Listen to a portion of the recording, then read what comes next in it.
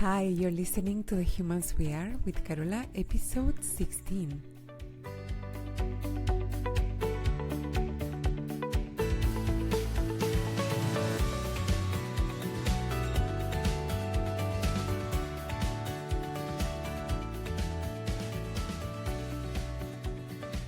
Hello, my beautiful human friends. I hope you're doing amazing today. If you're new to the show, I want to welcome you and I want to tell you that you're in the right place if you want to start relating to yourself in a more loving, kind, and productive way. So, why do you want to freeze your eggs? That's what the doctor asked me when I went to inquire about freezing eggs. This is not about my kids freezing their Easter eggs. So I was at the doctor's consult. This was 12 years ago, and he just asked me, why do you want to freeze your eggs? And my answer was, I don't know if I want to have children. And well, I'm 35, so I just want to do the right thing. I was 35 and I was single. I had a relationship. I was in a relationship. But it wasn't like I didn't see that much future in that relationship. And I had a career that I enjoyed. It was very rewarding, and outside of work, I was having a lot of fun with my life.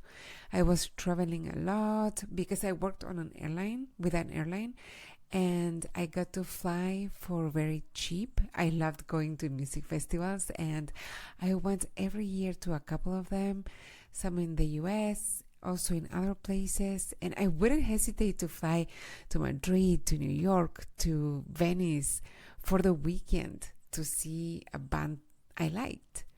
I had friends, I was dating, as I said before, I was saving money, I had just bought my first apartment. Life was good in that sense, like by all external measures, I was having the time of my life. So the doctor looked at me and said, well, you said you're in a relationship. What does your partner think about this? And I remember at the time feeling uneasy, like he was crossing a line asking that. And to be honest, I don't know how appropriate that question was, but the result is that he got me thinking. I really didn't see myself having children with that partner, and I hadn't taken much time or energy to really think about what I wanted for my life. I was just letting things unfold, and I was being more like a passenger than a driver. In that moment, I knew the relationship needed to end sooner rather than later because it was pointless. And from across the desk, my doctor, he didn't push for an answer. He just gave me information about the process of freezing the eggs and what it entailed. And before I left, he said, I suggest you take some time to think about it. Do you think you will want to have children? And if you do, why not just now?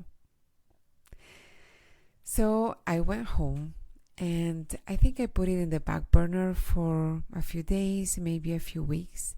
But I remember the exact moment when it clicked for me. I was alone in the balcony here in my apartment, and the air in the night was cool against my face. And I realized that although my life was great, it hadn't changed much from when I was 25. Until that night with 35, it's like that 10 years had passed, but the only difference was that I made more money and I owned a place. I thought of some friends from high school or from college who had kids, and for them, 10 years was so evidently different.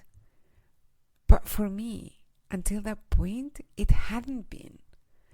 So I asked myself, do I want to have children? Will I ever want to?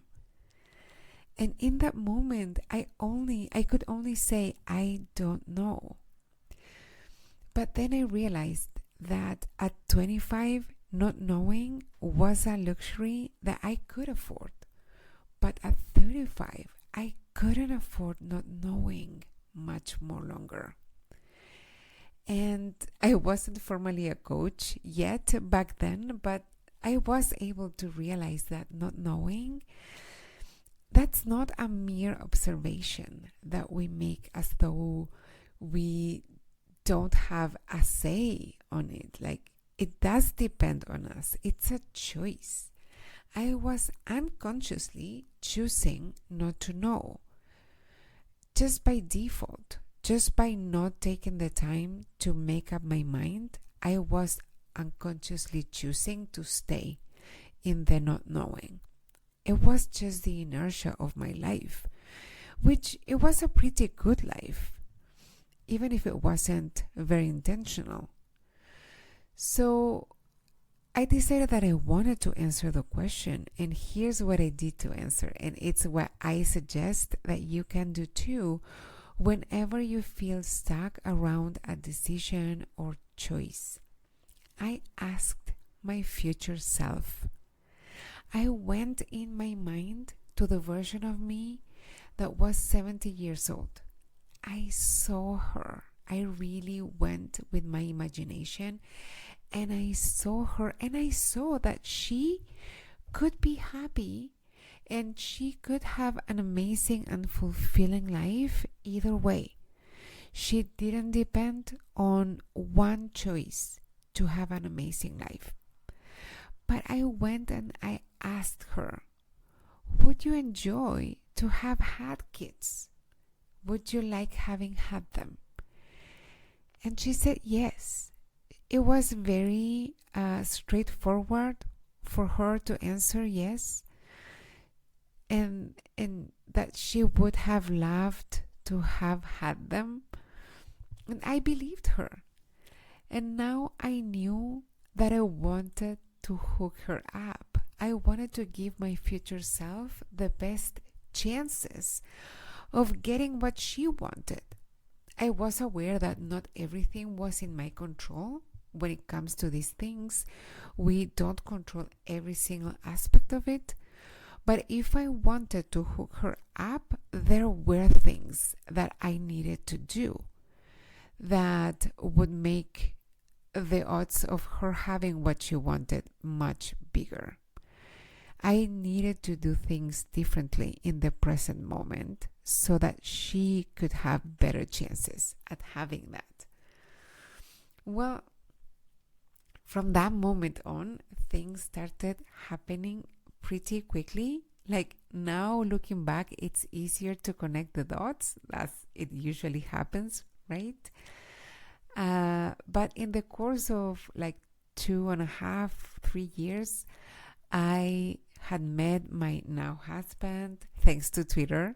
And 2 years after that, our son was born. And that's a whole story for a different episode. But what I want to invite you today is to ask yourself, what can't you afford not to know in your life today? If you've been considering changing jobs or even careers, if you're not so sure about the relationship that you're in, if you're considering an investment that you're not so sure about yet, maybe you want to make a trip, maybe you want to learn something new, maybe it doesn't even have to be like a big life-changing decision, but maybe it's just the smaller things, like what do you want to pay attention to when it comes to your health? What relationships in your life do you want to really take better care of? You can access your future self's wisdom no matter what it is. It's so easy to let ourselves coast with the inertia of life And sometimes in the back of our mind, we just want to wait it out and let things resolve themselves. And sometimes that works. But if you're not happy now, if you're not fulfilled now, or worse, if you're in pain, waiting comes at a cost.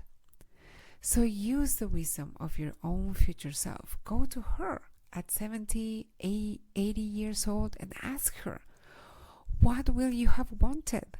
What will you prefer? Trust that your life is good no matter what, but you can take steps now to make it amazing, to make it more like your dearest vision. Or perhaps for you, it's about making it less painful.